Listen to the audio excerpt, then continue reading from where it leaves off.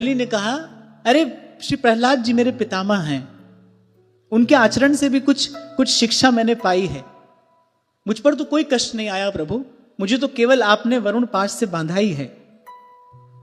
पर मेरे पितामह प्रहलाद के पिता हिरण्यकशिपु ने उनको कैसे कैसे कष्ट दिए, पर वो धीरमति तनिक भी विचलित नहीं हुए। उनकी मति कैसे आपके चरणों में स्थिर रही। बड़ी सुंदर बात यहां पर कही है। अरे उन्होंने अपना जीवन ही आप पर न्यौछावर कर दिया था। ये सब चर्चा आई कहां से थी कि वचन दिया है, वापस मत लौटिए। अब गुरु से दीक्षा ली तो आपने क्या दिया था? वचन दिया था, भजन करेंगे, करिए। दीक्षा से पहले जो हुआ सो हुआ, पर दीक्षा के बाद हरदम हीरा लाल है, गिन गिन गुरु को सौंप। आप देखिए ये प्रसंग कहां से आरंभ हुआ, कहां से मिली बलि को वो त्रिलोकी की संपत्ति। क्योंकि गुरु ने जब जीवन दान दिया तो बलि ने विचार किया कि भाई अब ये जीवन गुरुदेव का है, अब इसकी एक श्वास पर भी मेरा अधिकार नहीं है, अब ये जीवन गुरुदेव का है, मुझे मन वचन कर्म से गुरु चरणों की सेवा करनी है। वो गुरु चरणों की सेवा के प्रताप से खोई हुई राज्य लक्ष्मी तो मिली ही, स्वर्ग पर अधिकार हुआ, त्रिलोक विजेता हो गए बलि। ईमानदारी से हरदम गुरु की सेवा में समर्पित किया। हरदम हीरा लाल है, गिन गिन गुरु को सौंप। कबीर कहते हैं ऐसी दीक्षा के बाद गुरु भी आपके भाव देह को जन्म देता है। उसने भी आपके भीतर एक साधक को जन्म दिया है, और उसके बाद एक एक श्वास पर उसका अधिकार है। ईमानदार रहिए, उससे कपट मत करिए। हरदम हीरा लाल है। कबीर कह रहे गिन गिन गिन गिन गुरु को सौंप। जैसे मुनीम होता है ना, एक एक पाई पाई का हिसाब अपने स्वामी को देता है। सांझ ढलते रे मन सोया क्या करे, और जागन की कर चौंप। हरदम हीरा लाल है, गिन गिन गुरु को सौंप। बलि स्मरण कर रहे हैं कैसा था मेरे पितामह का भाव, कैसी थी उनकी दृढ़ भक्ति, कैसा था उनका अविचल विश्वास, कैसी थी उनकी उज्जवल श्रद्धा, कैसा था उनका पवित्र आचरण। किमात्मनानेन जहातियोऽन्ततः किं रिक्तहारैः स्वजनाख्यदस्युभिः किं जायया संसृति हेतुभूतया मर्त्यस्य गेहैः किमिहायुषो व्ययः। बोले उन्होंने निश्चय कर लिया था इस शरीर को लेकर क्या करना है, एक ना एक दिन ये साथ छोड़ ही देता है। गत स्कंद में हमने चर्चा की थी, श्री प्रहलाद जी ने कहा था व्यक्ति सबसे अधिक चिंता करता है, सबसे अधिक लाड़ लड़ाता है, सबसे अधिक दुलराता है किसको? अपने शरीर को। सबसे अधिक चिंता इसी की करता है। जब तक इसका ध्यान रखो तब तक ठीक। 4 दिन अनदेखी करो, देखो कैसा रंग दिखाता है ये। और केवल इतना ही नहीं, कितना भी ध्यान रखो, रोग आता है, व्याधि होती है, बुढ़ापा आता है। वो कल जिस मुख को देखकर दर्पण में बहुत इतराते थे, आज उससे घबराते हैं, है ना? कल इतराते थे, दर्पण से हटने की इच्छा नहीं होती थी, अब दर्पण के सामने खड़े होने की इच्छा नहीं होती, घबराते हैं। खूब प्रयास तो किया था, खूब लाड़ लड़ाया था इसको, खूब तौल तौल कर खाया था, गिन गिन कर सांस लिया था, सब किया था, कुछ हुआ नहीं। और फिर एक दिन बिना ही बताए रोगी होकर पड़ जाता है, एक दिन बिना ही सूचना दिए साथ छोड़ देता है। कौन विचार कर पाएगा ऐसा? जिसकी बुद्धि सूक्ष्म हो जाएगी, जिसकी बुद्धि में विमल विवेक का प्रकाश हो जाएगा, वो विचार कर पाएगा ऐसा। कुछ भी करने से पहले सोचते हैं ना हम, ये तो एक नैसर्गिक प्रक्रिया है। कुछ सोचते हैं, पहले मन संकल्प करता है, कुछ विचार करता है। ऐसा विचार कौन कर पाएगा? क्योंकि बिनु सत्संग विवेक न हुई। ये बड़े विमल विवेक के प्रसाद से प्राप्त हुआ चिंतन है। ऐसा सोच पाना, करना तो भगवान की कृपा से होता है, ऐसा सोच पाना।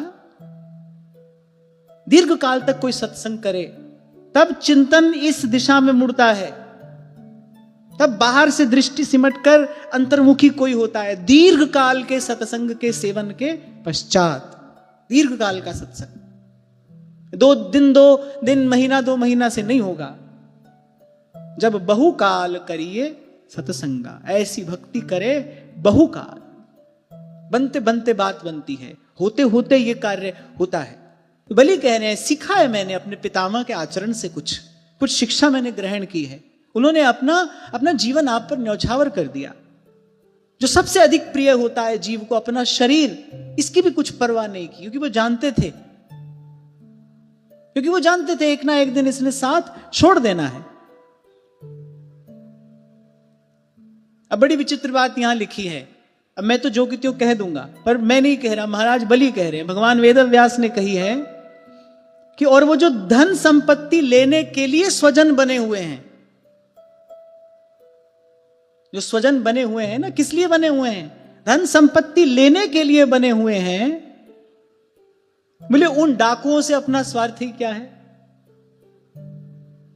अब जिनको हम रिश्तेदार कहते हैं, संबंधी कहते हैं, उनको क्या कहा जा रहा है यहां? आप ही बोल दो जोर से। हाँ, जैसे कल परसों की बात है ना, किसी ने पूछा कि जब कुछ देने का भाव ही मन में ना आए तो क्या करें? यहां चिंतन हो रहा था ना महाराज जी की, दी हुई वस्तु लौटानी नहीं चाहिए, देने का संकल्प कर लो तो देना चाहिए। परसों किसी ने पूछा, देने की इच्छा ही मन में ना हो, देने का भाव ही मन में ना हो तो क्या करें? तो मैंने कहा चोरों का इंतजार करो, इकट्ठा करो, और नहीं तो जो तुम्हारे नाते रिश्तेदार हैं कि तो तुम चोरों का इंतजार करो, नहीं तो वो तुम्हारे मरने का इंतजार करेंगे। और तो इसकी कोई गति होती नहीं। धन की और कोई गति नहीं है, संग्रह की और कोई गति नहीं है। या तो चोर आएंगे, या तो आप चोरों की प्रतीक्षा करो, नहीं तो वो जो तथाकथित सुहृद हैं, जिनको यहां डाकू कहा जा रहा है, वो आपके मरने की प्रतीक्षा करेंगे, कब मरे और कब ये सामान हमारा हो। हंसिए मत, हंसने की बात नहीं है। चुटकुले पर हंसा जाता है, ये चुटकुला नहीं, ये जीवन का सत्य है, ये समझने की बात है। महाराज बलि कह रहे हैं, क्या क्या क्या करना है इस शरीर को लेकर? ऐसा पितामह प्रहलाद ने सोचा। मन वचन कर्म से आप पर न्यौछावर हो गए, मैं ये शरीर भी एक दिन साथ छोड़ जाएगा। और ये स्वजन कहने का उनका तात्पर्य क्या है? झूठी देखी प्रीत जगत में, झूठी देखी प्रीत। सब कुछ लेने देने पर चल रहा है, लेना देना। हम ही कहते हैं, अरे उससे हमारा क्या लेना देना है, माने उससे हमारा क्या संबंध है, माने संबंध इज इक्वल टू लेना देना। हेंस प्रूव्ड, संबंध इज इक्वल टू लेना देना, और कुछ नहीं है, लेना देना है। और फिर कहा, किंग जायया संसृति हेतु भूतया, मर्त्यस्य गेहैः किमिहायुषो व्ययः। और बोले पत्नी किम जायया, उससे क्या लेना है? उसके लिए तो कहा संसृति हेतु भूतया, बोले वो तो संस्कृति में डालने वाली है। यहां एक बात सावधान होकर सुनना कि हमारे यहां कुछ भी उपदेश किया गया है ना, पुरुष को किया गया है। क्यों? क्योंकि स्त्री में हमारे यहां पूज्य भाव है। यत्र नार्यस्तु पूजन्ते, ऐसा कहा है ना। पूज्य को उपदेश नहीं किया जाता। पूज्य को कुछ कहना भी हो ना तो किसी और प्रकार से कहा जाता है। तो जो उपदेश पुरुष को किया है वैसा ही उपदेश स्त्री के लिए भी है। यानी ऐसा नहीं कि यहां केवल पत्नी की बात की गई है, दोनों के लिए, स्त्री के लिए पुरुष और पुरुष के लिए स्त्री की आसक्ति क्या है, अंततः संस्कृति में ही तो हेतु है, संस्कृति में ही तो डालने वाली है। संबंध बढ़ने से क्या होता है? लेना देना बढ़ता है, मन बिखरता है। होना तो चाहिए मन सिमटे, कल्याण का मार्ग तो है सबके ममता ताग बटोरी, मम पद मनई बांध बर डोरी। और यहां क्या हो रहा है? यहां तो मन बिखर रहा है। कल 2 को अपना समझते थे, आज 3 को समझ रहे हैं, लेकिन वो जो तीसरा आया है जीवन में वो वहीं नहीं रुकेगा, उसके पीछे 2-3 और आएंगे और फिर तो ये अंतहीन दौड़ हो जाएगी। फिर ऐसे ही करते करते कोई मर जाता है। और मैं बार बार आपसे कहता हूं, मरने का एक ही परिणाम है, पुनरपि जनन, और जन्मने का पुनरपि मरणं पुनरपि जननी जठरे शयनं भज गोविन्दं गोविन्दं भज मूढ़ मते भज गोविंद। अब जो भी विवाहित श्रोता हैं वो ये ना सोचे क्या हुआ, करना कुछ नहीं है, कुछ लड़ना झगड़ना नहीं है, किसी को छोड़ छाड़ कर कहीं भागना नहीं है। इस बात को केवल समझना है। व्यक्ति बाधा नहीं होता, उस व्यक्ति से जो आशा अपेक्षा होती है वो बाधा होती है। दुख का कारण वो है। व्यक्ति से जो राग का, आसक्ति का, मोह का, ममता का बंधन है वो दुख का कारण है। व्यक्ति को नहीं छोड़ना है। हमसे यही भूल होती है। संबंधी छोड़ आए, घर छोड़ आए, क्या हुआ, क्या कर लिया, नया घर बना लिया। एक घर छोड़कर आए, लियो नया घर बना लिया। कभी समय था जब जंगलों में साधु रहा करते थे, अब तो जंगल ही नहीं है। और जहां कहीं हैं वहां भी कौन कौन लोग रहते हैं, कोई भजन करने वाला रह नहीं सकता है वहां पर, सब जानते हैं। घर छोड़कर आए, दूसरा घर बनाया। क्या नहीं चाहिए हमको बताइए, सब सुविधा हमको चाहिए। आपकी मुझे पता नहीं, मैं तो अपनी बात कर रहा हूं, सब कुछ है, तो क्या छोड़ा। तो ये पकड़ने छोड़ने की जो बात है इसमें कोई सार नहीं है, बात समझने की है। जहां आरंभ में आपको मैंने निवेदन किया, बाहर कुछ घटे कोई बहुत लाभ नहीं है, भीतर घटे, विवेक घटे, भीतर समझ आ जाए, और फिर इधर के लगते रहें और उधर के हो जाएं, खबर ना पड़े किसी को, और कहने की आवश्यकता भी नहीं है। अंतर्यामी जानी है अंतर्गत का भाव। आपके सबसे भीतर, आपकी चेतना के सबसे गहनतम तल पर वहां हृदयेश्वर बैठे हैं। गाते हैं ना हम, हृदयेश्वर हरि हृदय बिहारी, मोर मुकुट पीतांबर धारी, बिनती सुनिए नाथ हमारी, बिनती सुनिए नाथ हमारी। अरे प्रभु ही तो हैं जिनको कहने के लिए बोलना नहीं पड़ता। यहां तो किसी को भी कुछ कहने के लिए बोलना पड़ेगा, प्रभु को कुछ कहने के लिए बोलना नहीं है। बिन बोलिया सब किछ जान, हृदयेश्वर हृदय बिहारी। तो ये पंक्ति मुझे सबसे अधिक प्रिय है। और कहूं क्या अंतर्यामी, और कहूं क्या अंतर्यामी। तो श्री प्रहलाद जी ने कहा कि पति पत्नी इनको सबसे निकट का संबंध संसार में माना जाता है। पर श्री महाराज बलि ने कहा, मेरे पितामह का यह चिंतन था कि अरे ये तो संस्कृति में डालने वाला है, ये तो अनेक अनेक संबंधों के बंधनों में बांधने वाला है, इससे जीव का कल्याण कैसे हो सकता है।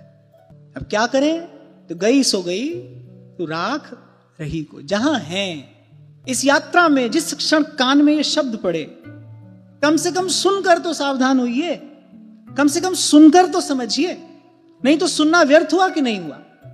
सोचिए, सुनकर भी यदि समझा नहीं तो सुनना व्यर्थ हुआ, और समझ कर किया नहीं तो समझना व्यर्थ हुआ। सुनकर यदि समझा नहीं तो फिर सुनना व्यर्थ गया, और समझ कर यदि किया नहीं करना व्यर्थ गया। समझ कर यदि किया नहीं तो समझना व्यर्थ गया। और मैं तो इससे और भी आगे सोचता हूं, करके यदि पाया नहीं तो फिर करना भी व्यर्थ गया। और बाकी कुछ भी करके कुछ नहीं पा सकते। एक हरि का भजन है, जिसको करके हरि को भजे सुहरि का होय। इसलिए सब तज भजिए नंद कुमार, सब तज भजिए नंद कुमार। और भजे ते काज सरे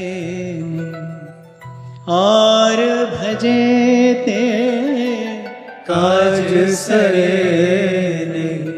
छूटे न जग जंजार सब तज भजिए नंद कुमार। सब तज भजिए नंद कुमार। और कहा कि जब एक दिन सब छोड़कर चले ही जाना है तो फिर कोई रैन बसेरा यहां बसाने का भी क्या तात्पर्य है। इसीलिए भगवान ने अपने भक्त का लक्षण बताया, अनारंभ अनिकेत। अब कोई पूछे घर में नहीं रहें, घर के स्वामी बनकर मत रहिए। जैसे जाते हैं ना 2-4 दिन किसी सराय में रुकते हैं, ऐसे रहना नहीं है, देश बिगाना है। कहत कबीर सुनो भई साधो सतगुरु नाम ठिकाना है। सतगुरु नाम ठिकाना, रहना तो वहां है। कृपा जल दे नानक सारंग को, हुए जाते तेरे नाम वासा। मोहे आहे प्यासा तेरे नाम वासा। तो घर में रहे पर घर का स्वामी बनकर ना रहे। आप घर में रहो, घर आप में नहीं रहना चाहिए भाई। घर हमारे रहने के लिए है, हम घर को रखने के लिए नहीं है। ये हृदय तो हृदयेश्वर का मंदिर है। अरे एक बार भगवान के भरोसे खुला खेल कर देखो, जिधर निकलोगे वहीं रास्ता हो जाएगा। प्रेम नगर में रहनी हमारी, चारों दिशा जगीरी में। अंत में बलि कह रहे हैं कि मेरे पितामह का ये मत था कि इन सब वस्तुओं में उलझ जाना, केवल अपनी आयु, केवल समय, केवल ये दुर्लभ अवसर हाथ से खोना है।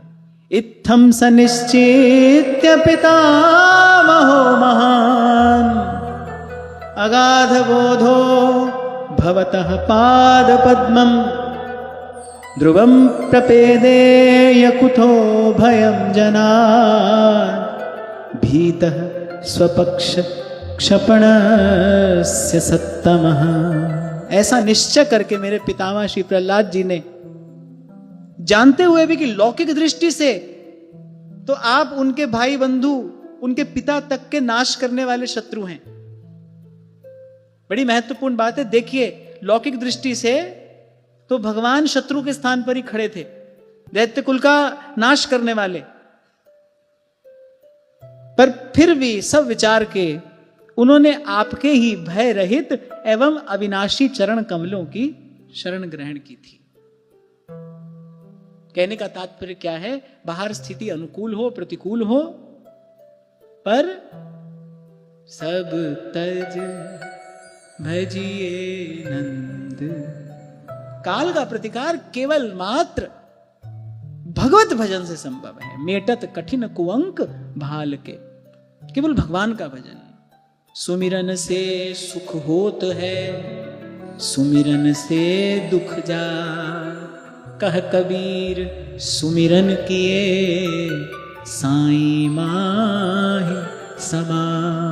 फिर बलि ने कहा क्यों ना हो। मेरे पितामह श्री प्रहलाद जी संसार से परम विरक्त। आप देखिए, चक्रवर्ती सम्राट हैं, बड़े दीर्घ काल तक का राज्य सुख भगवान ने श्री प्रहलाद जी को प्रसाद स्वरूप दिया। करे संसार से परम विरक्त, परम निर्लिप्त, मेरा नहीं है कुछ भी। और ध्यान रखना, किसी से संपर्क सुख दुख का कारण नहीं होता, किसी से संबंध सुख दुख का कारण होता है। संपर्क मात्र से सुख दुख नहीं होता। बहुत दूर आप किसी को जानते हैं, कोई अच्छी घटना घटे तो आपको प्रसन्नता नहीं होती, कुछ बुरा हो जाए तो ऐसे बहुत अधिक विषाद भी नहीं होता। पर जहां संबंध होता है, संबंध होते ही किसी का सुख आपका सुख है, किसी का दुख आपका दुख है, संबंध से। अब संसार में रहेंगे तो भाई संपर्क तो होगा, वस्तु से भी होगा, व्यक्ति से भी होगा, पर संपर्क सुख दुख का कारण नहीं है, संबंध है। मेरा मान लेना, मेरा है। इसलिए भगवान ने कहा ये मेरा, वो मेरा, ये भी मेरा, वो भी मेरा। भगवान ने कहा ये जो ममता सब जगह बिखेर दी है तुमने अज्ञानवश, सबके ममता ताग बटोरी, मेरे केवल प्रभु हैं। देखो लाभ ही है सब प्रभु का, प्रभु हमारे, सब मेरे प्रभु का है, प्रभु मेरे हैं। ये जो ममता है, ये जो आत्मीयता है, जो मेरापन है, मेरापन जो जन्म जन्मांतर से बांधे हुए हमको संसार से, मेरापन, मेरा घर, मेरा परिवार, मेरा व्यापार, मेरा धन, मेरी संपत्ति, मेरा पद, मेरी प्रतिष्ठा, मेरा सम्मान। मर जाते हैं लोग, मेरा सम्मान नहीं हुआ, हमारा सम्मान नहीं हुआ। किसका होता है सम्मान? आपका होता है। यहां कभी किसी का सम्मान नहीं हुआ। यहां तो धन का सम्मान होता है, तो पद का सम्मान होता है, प्रतिष्ठा का सम्मान होता है। और मैं तो उस दिन कह ही रहा था, एक समय था जब गुण का सम्मान होता था, पद का सम्मान होता था। आज तो ऐसा समय है भाई, केवल धन का सम्मान है। खरीद लो आज तो सम्मान, सब कुछ खरीदा जा सकता है। अर्थ प्रधान युग है, भगवान ने अर्थ को ये प्रधानता दी है। मैं कोई दोष दर्शन नहीं कर रहा, आज की व्यवस्था यही है। किसका सम्मान किया है संसार ने? जीव का सम्मान तो भगवान करते हैं।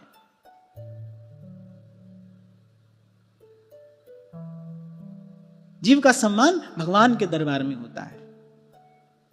सर्व साधन शून्य होकर जब वो जाता है, यहां जाकर देखो सर्व साधन शून्य किसी के पास, किसी के पास जाने की आवश्यकता नहीं है। अपने ही घर में बिना कमाए रह लो, दूसरे तीसरे दिन गाली पड़ने लगेगी, शत्रु हो जाओगे तुम। जानते हो ना ये बात सब। अच्छा, भीतर से व्यक्ति जानता भी है कोई मेरा सम्मान नहीं कर रहा है। ये जो जेब में जो है, गांठ में जो धरा है, तिजोरी में जो बंद है, सब उसका सम्मान है। पर बेचारा करे क्या? क्योंकि जाने के लिए कोई और मार्ग भी तो नहीं खुला है ना, कोई और धरातल भी नहीं है। कहां जाकर खड़ा हो जाए? फिर अंततः घूम फिर कर, लुट पिट कर, रो धोकर उसी के पास जाता है। बात यह है, कब तक अपनी ये दुर्दशा कराने के लिए आप तैयार हैं? सच्ची बात तो यही है। जीव का सम्मान तो भगवान करते हैं। खाली जाइए आप, सर्व साधन शून्य होकर जाइए। यह दरबार दीन को आदर, रीति सदा चली आई।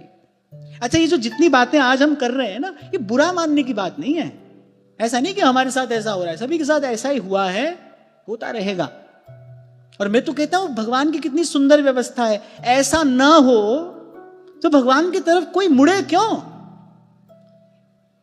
विषय सुख में यदि तृप्ति हो जाए तो फिर भजनानंद की आवश्यकता क्या रह जाएगी? ये जो यहां एक अभाव है, सब कुछ मिल जाने पर भी जो एक अभाव है जो बना ही रहता है, अरे वही तो कभी ना कभी, किसी समय, किसी काल में भाग्य जगता है। जब कोई विचार करता है, कोई मुड़ता है थोड़ा प्रभु की ओर।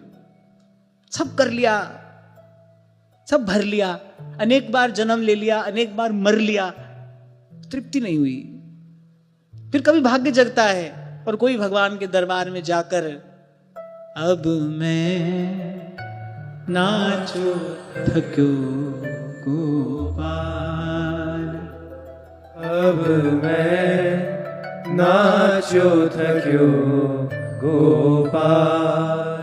सूरदास की सबे अविद्या, सूरदास की सबे अविद्या, बेगी हरो नंदलाल, अब मैं नाचो थक्यो गोपाल। तो बलि ने कहा क्यों ना हो। मेरे पितामह श्री प्रहलाद जी चक्रवर्ती सम्राट होते हुए भी, एक छत्र सम्राट होते हुए भी, संसार से परम विरक्त, परम निर्लिप्त, कभी क्षण भर के लिए भी यहां के कण भर को उन्होंने अपना नहीं माना। क्षण भर के लिए भी संसार के कण भर को उन्होंने अपना नहीं माना, क्योंकि मन जो था उसमें भगवान भरे हैं।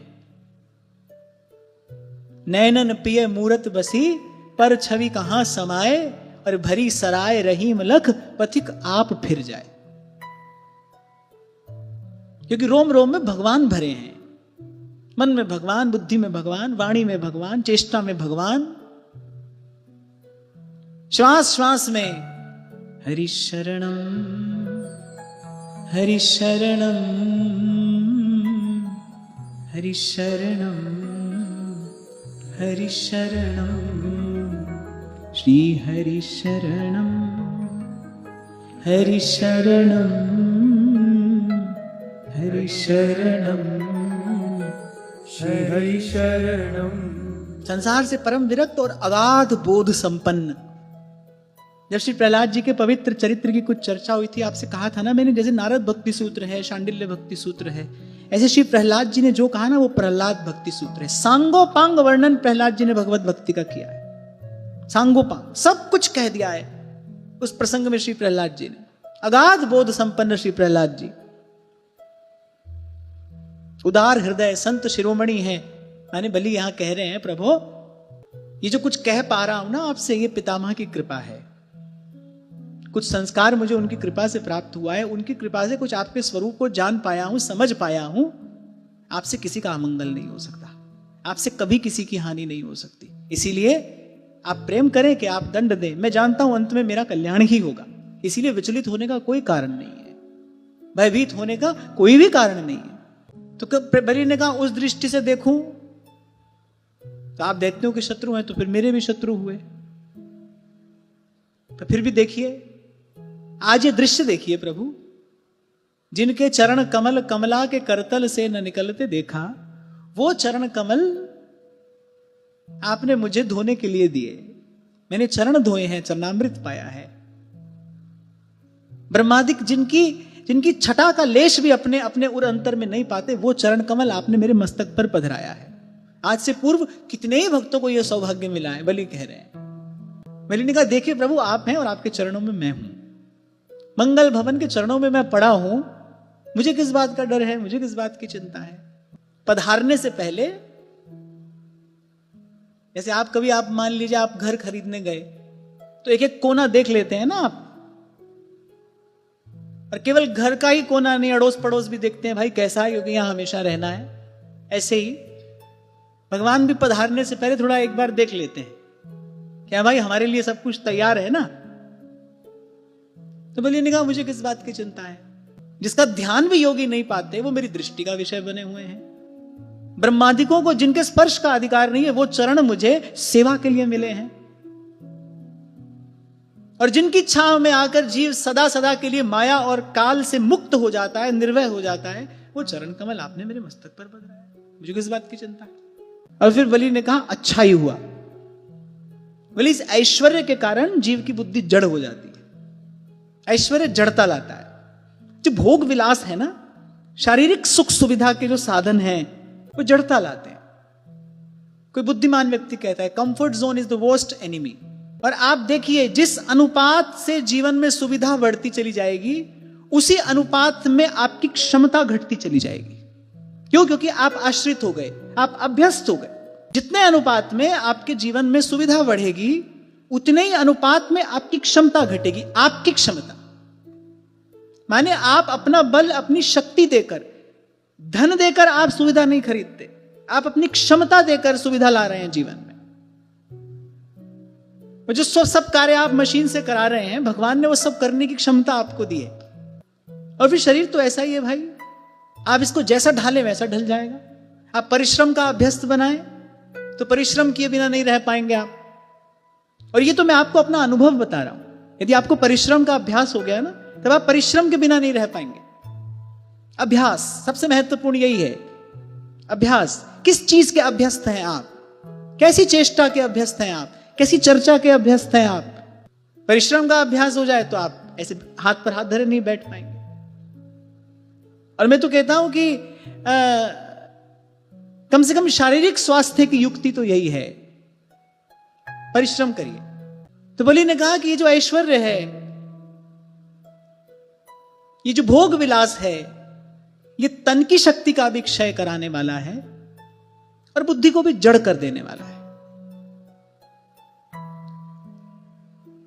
फिर बुद्धि जड़ हो जाती है, फिर हित अहित का बोध नहीं रहता, नित्य अनित्य का विचार नहीं रहता।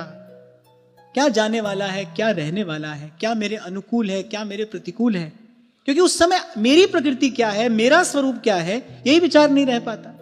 अब मैं अपने आप से पूछूं मैं कौन हूं, यदि मैं कहूं कि मैं ये शरीर हूं तो फिर मेरी इच्छाएं कुछ और होंगी।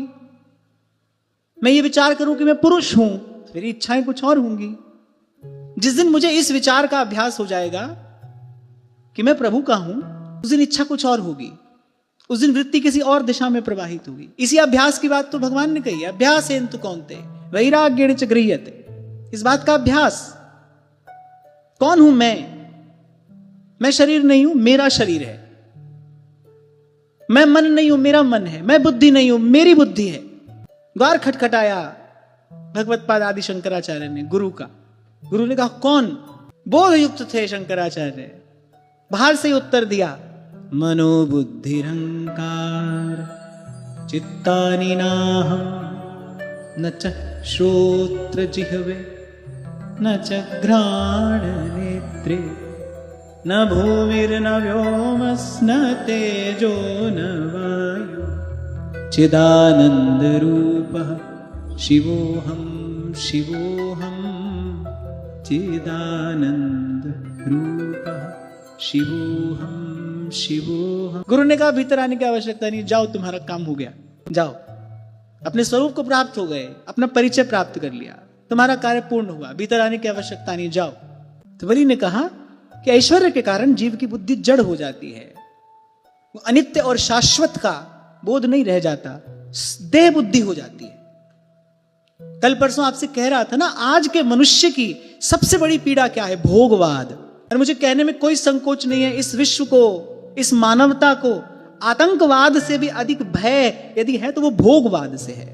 अपने आप को शरीर समझकर सारी चेष्टा बस इसी शरीर के पालन पोषण के लिए करते चले जाना, शरीर को ही सब कुछ मानकर, शरीर को ही नित्य मानकर, इसी शरीर के सुख विलास के साधन एकत्रित करने में यह अमूल्य जीवन लगा देना, यही आज के मनुष्य की सबसे बड़ी विडंबना है।